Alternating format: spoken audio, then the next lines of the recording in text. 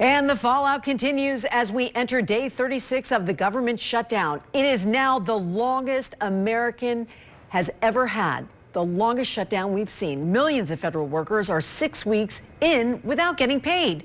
And the impacts are intensifying. We have learned today that the FAA is cutting down on air traffic and Las Vegas could be impacted.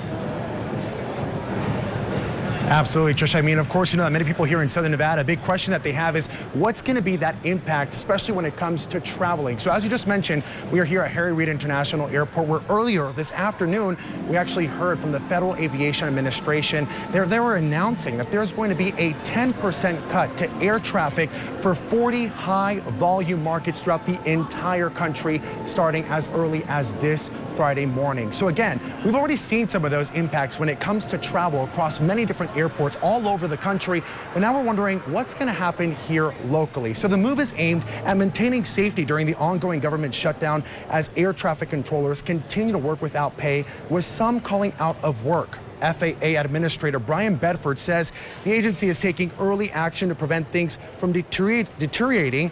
He and Transportation Secretary Sean Duffy plan to meet with airline executives later today to determine how to implement the reduction safely. Now, again, we don't know that exact list yet. All we know is that there are 40 of those top high volume markets that will be impacted. But when we look at some of the busiest airports in the country, based on passenger traffic, Harry Reid International Airport in Las Vegas ranks 8th, according to Airports Council International data that was released back in 2024. Now, you can also see the other major hubs across the country that could be impacted if the FAA's flight reductions are implemented. So, of course, once we heard of this announcement from the FAA, we reached back out to Harry Reid International Airport, and in a response, they told us that we are aware of the FAA's announcement regarding a planned 10% reduction in air traffic beginning Friday, November 7th, and we are awaiting additional information from the agency.